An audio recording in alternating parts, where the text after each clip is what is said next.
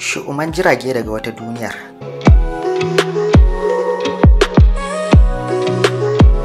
Duba da waɗannan nau'ika da zan lissafo wadda waɗannan shu'uman jirage suke da su, sun tabbatar da cewa su ba fasahar wannan duniyar ba ce, domin akwai mabambanciyar tazara tsakanin fasahar jiragenmu da su. Ganin shu'uman jirage ba wani sabon al'amari ba ne, domin sun jima suna kawo wa duniyarmu ziyara tun shekaru dubunnai da suka shuɗe. Duba da hujjar ɗaruruwan zanunnukan da magabatanmu suka bari na irin waɗannan jirage.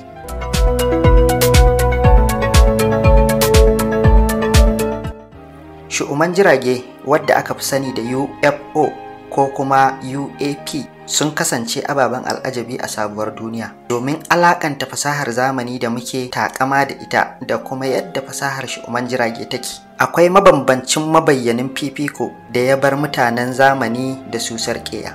Babu shakka zamani yana kan tashan fasaharsa, amma ta ya aka yi shu'uman jirage suka kere masa haka? Bari mu duba mu ga waɗannan nau'ika da shu'umin jirgi yake da shi wadda jiragenmu ba su da su.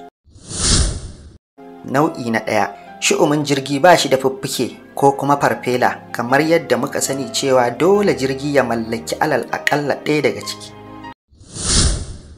Kwata-kwata baya ƙara ko kaɗan, ta yadda zai iya zuwa kan gidanka ya tsaya cak ba tare da ka sani ba.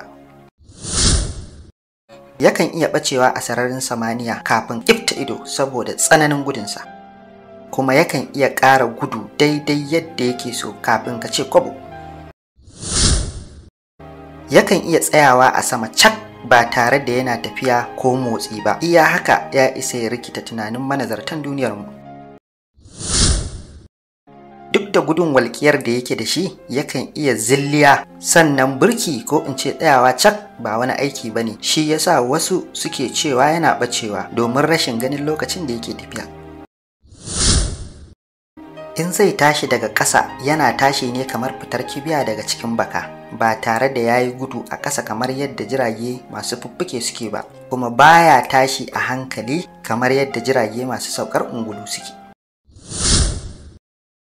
Fasalin ƙirar su ko kusa bai yi kama da fasalin ƙirar jiragen wannan duniyar ba, domin mafi yawansu sun fi yin fasalin da'ira wadda suke kama da fasalin farantin da ake ɗora kofin shayi. Wasunsu kuma suna da fasalin murabbi'i, wasu kuma fasalin alwatika ne da su, da sauran fasalluka masu sauƙi saɓanin jiragenmu. Su ba su da fanti a jikinsu kamar yadda muke wa jiragenmu, kusan dukkaninsu kalar silba, gwal ko kalar baƙin ƙarfe ce da su. Yakan iya yin saman da ya wuce ƙa'ida ko kuma ya yi ƙasan da ya wuce ƙa'idar jiragen duniyarmu. Duk jiragen da muke kerawa a duniyarmu, har da jiragen sama jannati, ba mu da jirgi mai kaso 1 cikin 10 na gudun da shu'umin jirage suke da shi, don sun kasance suna gudun walƙiya ne.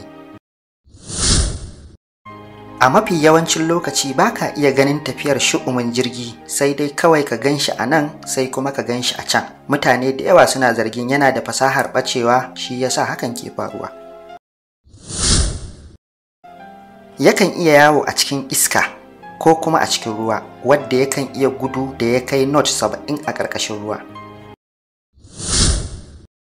A mafi yawancin lokuta mutane suna shelanta ganin wasu halittu a cikin shu'uman jirage, kuma ya tabbata cewa ba mutanen duniyarmu ba ne, face halittu daga wata duniyar wadda babu shakka sun fi mu shahara ta fannin ilimin kimiyya da fasaha nesa ba kusa ba.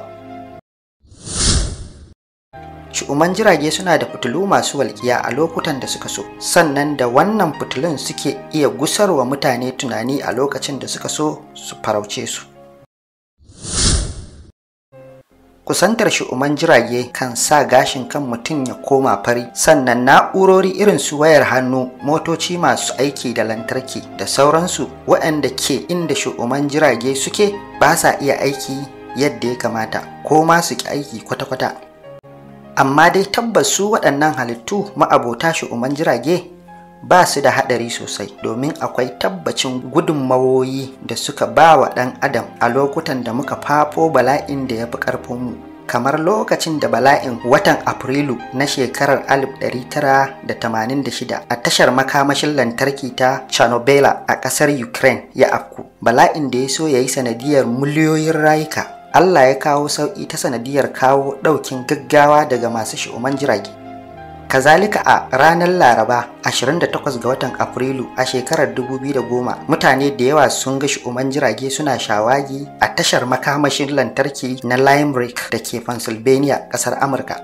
Injiniyoyi da masu gadin da ke kula da gun suna zargin masu shi'uman jirage da hannu wajen kashewa makamashi a daidai lokacin da babbar matsala irin wacce ta faru a Chernobyl ke kokarin afkuwa. Sannan kuma da wuya ka ji labarin inda masu shi'uman jirage suka farauci mutum kuma suka cutar da shi sosai, sai dai sukan iya yi wa mutum shukar 'yan mutsi-mutsin na'urori a jikinsa, kuma ka rasa ta yadda aka saka na'urorin domin rashin tabo ko wata alama da za ta nuna yadda aka sa su. A wasu lokutan kuma sukan auna wasu ɓangarorin halitta a jikin mutum sannan su dawo da shi inda suka ɗauke shi.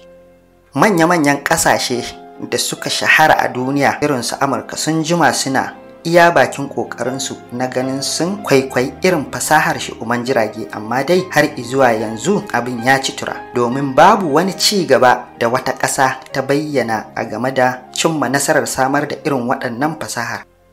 Kamar yadda ni da ku muke mamakin irin wannan jirage, haka sauran manya-manyan injiniyoyi a duniya su ma suke mamaki.